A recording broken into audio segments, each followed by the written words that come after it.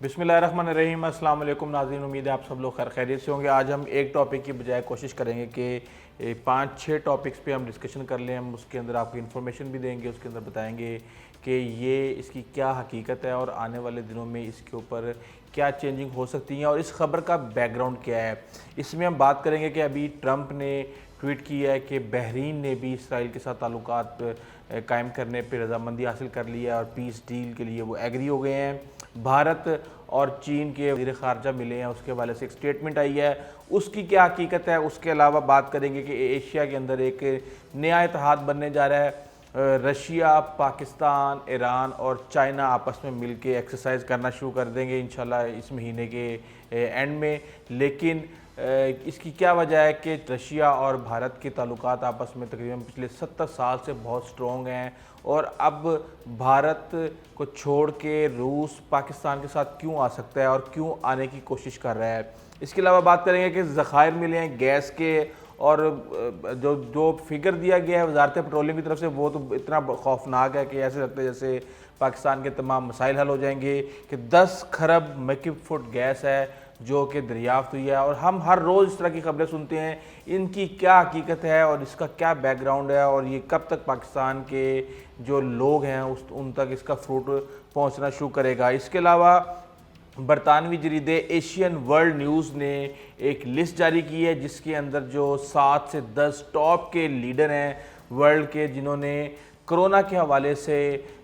جو ایک اسٹریٹجی بنائی ہے، اس کے اندر عمران خان کو ٹاپ پہ رکھا ہوا ہے اور اس کے اندر زلفی بخاری کو بھی رکھا ہوا ہے۔ وہ کیوں رکھا ہوا ہے، اس کا کیا بیک گراؤنڈ ہے، یہ خبریں اس طرح کی کیوں لگتی ہیں، اس کے اوپر بھی بات کریں گے۔ اور دوسرا سب سے اہم کیس کہ جو زیادتی کا شکار خاتون موٹر وے پہ، آپ کو پتہ ہے کیس چل رہا ہے، اس کا بیان سامنے آ گیا ہے، اس نے اپنی تفصیلات شیئر کی ہیں ایک سینئر صحافی کے ساتھ۔ وہ تمام تفصیلات کیا ہیں، اور جب 15 پہنچی وہاں پہ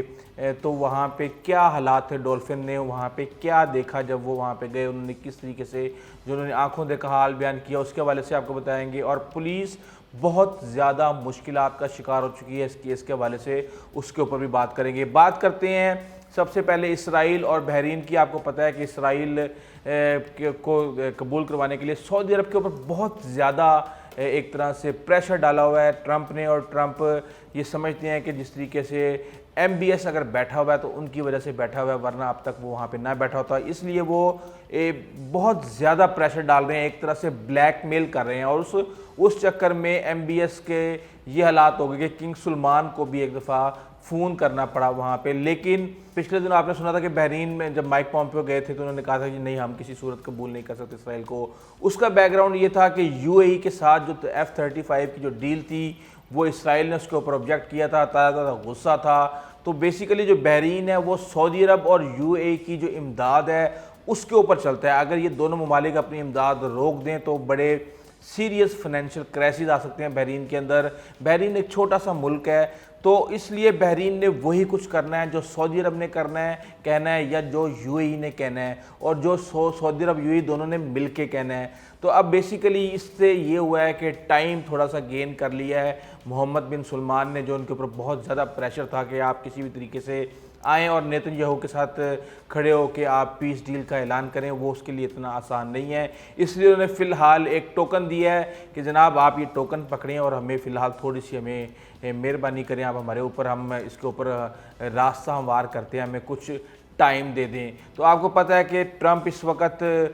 جو ہے نا بائی ہک اور بائی کروک ہر حال میں کوئی بھی ایسا اکتوبر سرپرائز کریٹ کرنے کی کوشش میں ہے جو کہ جو بائیڈن کے مقابلے میں ان کی بازی کو پلٹ دے۔ اس کے بعد اگلی بات کرتے ہیں چین اور بھارت کی۔ بھارت کے وزیر خارجہ ایس جے شنکر اور ان کے جو چینی ہم منصب ہیں ان کے ساتھ، ان کی وانگ زی کے ساتھ ان کی شنگھائی میں ملاقات ہوئی ہے۔ دونوں رہنماؤں بیسیکلی شنگھائی میں تو نہیں، شنگھائی کوآپریشن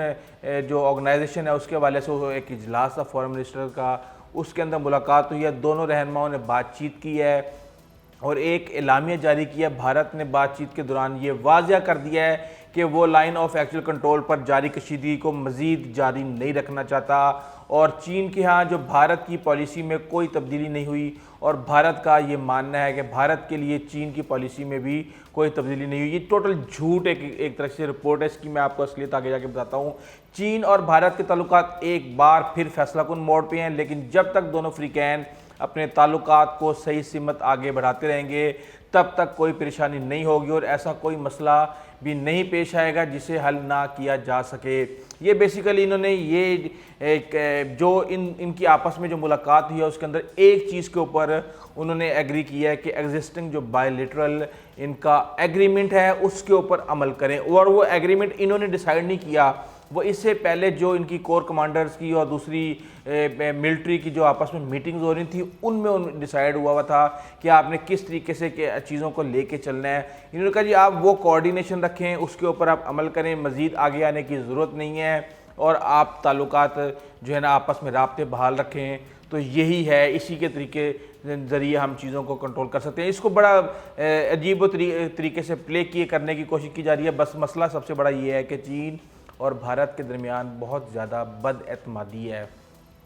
جہاں ملاقات ہو رہی تھی دونوں وزراء خارجہ کی, وہاں رات کو بھارت مزید 2 کیمپ پینگونگ ٹساؤ لیک پہ جو انہوں نے چوٹیاں 2 قابو کی ہیں ان کے نیچے لگا رہے تھے تاکہ کسی بھی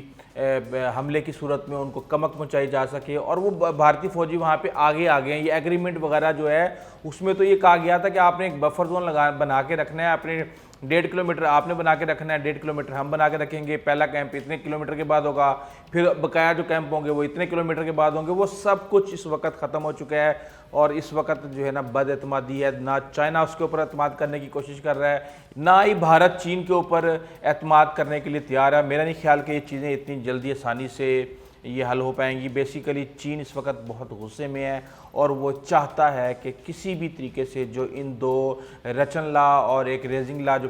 ہیں چوٹیاں ہیں جو ریجز ہیں ان کے اوپر وہ دوبارہ اپنا قبضہ کرے, اور جو کہ ان کی سبکی ہوئی ہے اس کا وہ بدلہ لے. اس حوالے سے آپ کو ایک آدھ دن میں آپ کو سمجھ آ جائے گی کہ یہ جو آپس میں ان کی بات چیت ہوئی ہے اس کی کوئی حیثیت نہیں ہے, اور ابھی وہاں پر فوجیں لمبے عرصے تک وہاں پہ قائم رہیں گی, اور سردیوں کے اندر میرے خیال سے دونوں ممالک کی فوجیں وہاں سردیاں گزاریں گی. اب بات کرتے ہیں ممکنہ اتحاد کی. ایشیا کے اندر نیا ممکنہ اتحاد روس, چین, ایران اور پاکستان جو ہے وہ رواں ماہ کے آخر میں فوجی مشقیں کرنے جا رہے ہیں, مشترکہ فوجی مشقیں کرنے جا رہے ہیں. اس سے پہلے بھی گزشتہ کچھ عرصے پہلے مشقیں ہو رہی تھیں جس کے اندر بھارت نے حصہ نہیں لیا. اس نے کہا جی یہاں پہ پاکستان اور چین کی فوجی ہیں تو ہم اس میں حصہ نہیں لیں گے. رشیا نے بھی کہا ٹھیک ہے آپ نے نہیں لینا تو نہ لیں, آپ کی مرضی ہے. بہرحال اب پاکستان نے رشیا کے ساتھ مل کے فوجی مشقیں کرنا شروع کر دی ہیں. تجزیہ کاروں کے مطابق خطے میں چین, روس اور یہ جو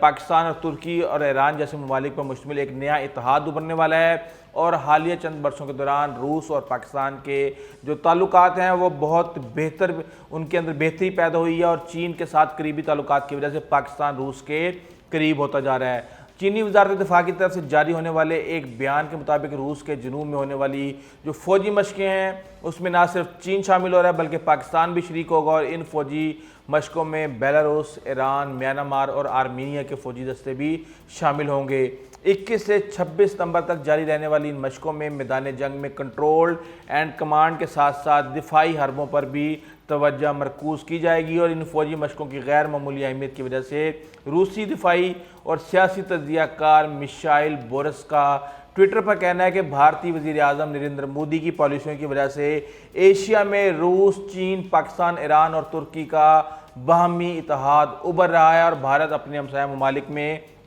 تنہا ہوتا جا رہا ہے, جبکہ اس کا روایتی حریف پاکستان دن بدن مضبوط ہو رہا ہے, اور چین اپنے سی پیک کو بچانے کے لیے ہر ممکن کوشش کرے گا. آپ کو پتہ ہے کہ یہ جو کنٹریز کے آپس میں مفاد ہوتے ہیں, ان کے تعلقات ہوتے ہیں, وہ صرف اور صرف ملک کے مفاد کے اوپر پالیسیز بنتی ہیں, ملک کے مفاد کے اوپر تعلقات استوار کرتے ہیں. اور رشیا اور چائنا کے آپس میں بہت زیادہ گہرے تعلقات ہیں. ایون جو 1962 کی جنگ ہوئی تھی تو اس وقت بھی رشیا نے یہ کہا تھا کہ ایک دوست اور بھائی کے درمیان لڑائی ہو رہی ہے, اور بھائی اس نے چائنا کو کہا تھا اور اس نے کہا تھا کہ انڈیا ہمارا دوست ہے. لیکن اب لگتا ہے کہ یہ بھائی جو ہے وہ دوست سے لڑائی کروانے کے چکروں میں ہے, اور دیکھتے ہیں اس کے بارے میں آگے آ کے کیا ڈیولپمنٹس ہوتی ہیں. اور یہ بھی ایک بہت بڑی بات ہے کہ پاکستان رشیا کے ساتھ ایکسرسائز کر رہا ہے جو کہ پچھلے 70 سال سے امریکہ کے ساتھ جو نا اسی طرح کی ایکسرسائز میں حصہ لیتا ہوا آ رہا تھا۔ پاکستان پیٹرولیم لمیٹڈ نے کلات میں 10 خرب مکعب فیٹ گیس کے ذخائر دریافت کر لیے ہیں اور بڑے پیمانے پر گیس کے ذخائر کی دریافت سے معیشت کی بحالی کے ساتھ کمرشل اور گھریلو صارفین کو سستی گیس کی فراہمی یقینی ہو سکے گی، جبکہ لیکوڈ نیچرل گیس کی درآمد پر بھی خرچ ہونے والے 15 سے 16 ارب ڈالر کے زر مبادلہ کی بچت ہوگی۔ پی پی ایل نے کلات کے جو مرتفع پر جو مرگند بلاک ہے اس میں گیس کی دریافت کی تصدیق کی ہے۔ انہوں نے کہا ہے کہ مورگند ایکس 1 کنویں سے گیس کے ذخائر کی دریافت جو ہے وہ تاریخی سنگ میل ہے۔ نئی دریافت سے پہلے کی گئی جانچ جو ہوئی تھی اس کے برعکس ذخائر کے امکانات زیادہ نظر آئے ہیں اور مکمل تصدیق جو ہے وہ کنویں کی کھدائی کے بعد ہی ہو سکے گی، اور نئی دریافت سے 1 ٹریلین کیوبک فٹ جو گیس ہے وہ دریافت ہونے کے امکانات ہیں۔ ہم ہر بیسیکلی ہم اس خبر کو اس لیے کوشش کرتے ہیں کہ آپ تک پہنچائیں کہ یہ خوشخبریاں اور خوشخبریاں ہر شخص کو اچھی لگتی ہیں، لیکن یہ خوشخبریاں ہر 2 مہینے بعد، ہر 1 مہینے کے بعد ہم سن رہے ہوتے ہیں، لیکن وہ ساری کی ساری گیس کہاں جا رہی ہے؟ مجھے پتہ ہے کہ ڈرلنگ وغیرہ میں 6 مہینے سال تک لگ جاتا ہے، اتنا پاکستان کے پاس کیپیبلٹیز ہیں۔ کئی دفعہ 2 مہینے میں بھی اگر زیادہ کنویں گہرے نہ ہو، کوئی بڑے معاملات نہ ہو تو اس کو مینیج کر لیتے ہیں، لیکن اس سے پہلے آپ کو پتہ ہے میاں نواز شریف نے بھی بڑے اناؤنس کیے تھے سونے تانبے کے ذخائر اور پتہ نہیں کیا کیا کہ ہماری قسمت بدل جائے گی، لیکن پاکستانیوں کی قسمت آج تک نہیں بدلی ہے۔ پتہ نہیں اس کے پیچھے کیا مقاصد ہوتے ہیں، یہ تو حکمران ہی بہتر طریقے سے بتا سکتے ہیں۔ لیکن ایک اور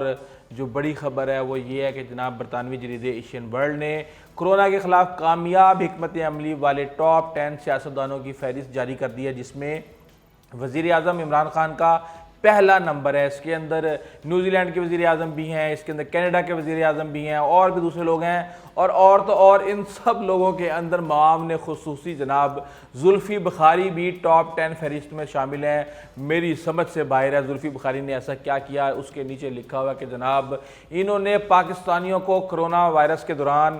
جو ہے نا بیرون ملک سے واپس لانے کے لیے جو فلائٹس ہیں ان کو ارینج کروانے میں اہم کردار ادا کیا۔ میرے خیال سے یہ جتنی بھی بڑی رپورٹ ہے، جیسی بھی رپورٹ ہے، زلفی بخاری کا نام آنے سے اس کی کریڈیبلٹی بالکل زیرو ہو گئی ہے۔ اگر زلفی بخاری کو کریڈٹ دینا ہے تو پھر آپ سوچ سکتے ہیں کہ پھر عمران خان کے کریڈٹ پہ کتنا بڑا ایک سوالیہ نشان بن سکتا ہے۔ میرے خیال سے تو یہ خبر بھی شاید زلفی بخاری کی کوششوں سے ہی لگی ہے۔ اور اب بات کرتے ہیں آج کی سب سے بڑی سٹوری پہ۔ جیسا کہ آپ کو پتہ ہے کہ موٹر وے کے اوپر خاتون کے ساتھ زیادتی کے حوالے سے پورا پنجاب نے، پورا پاکستان اس وقت ہلا ہوا ہے، اور ہر خاتون باہر اکیلے نکلنے پہ وہ خوف کا شکار ہے کہ کیا ہم کہیں پہ بھی باہر جائیں گے تو یہ کسی کے ساتھ کسی بھی وقت ہو سکتا ہے۔ بہرحال انفارمیشن سامنے آئی ہے، ظلم کی داستان خاتون نے خود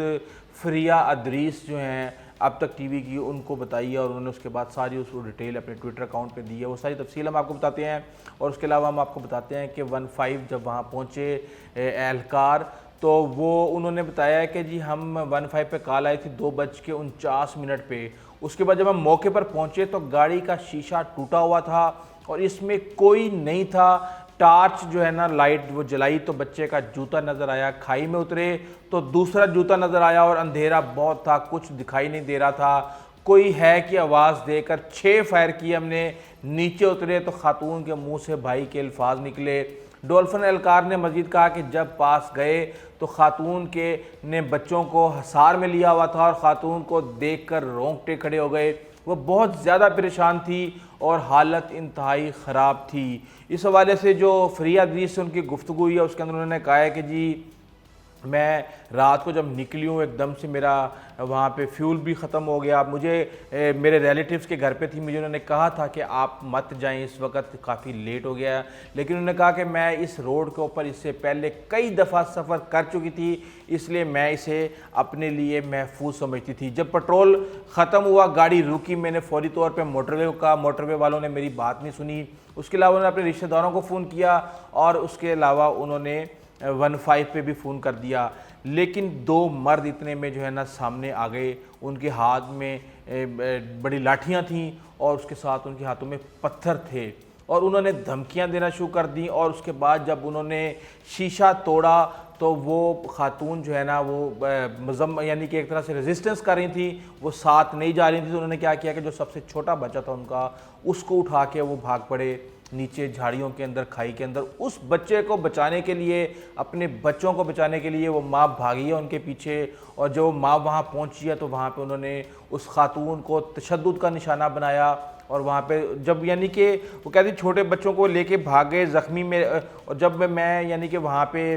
پولیس میرے پاس آئی تو میں اس حد تک زخمی تھی، پیر میرے سوجے ہوئے تھے،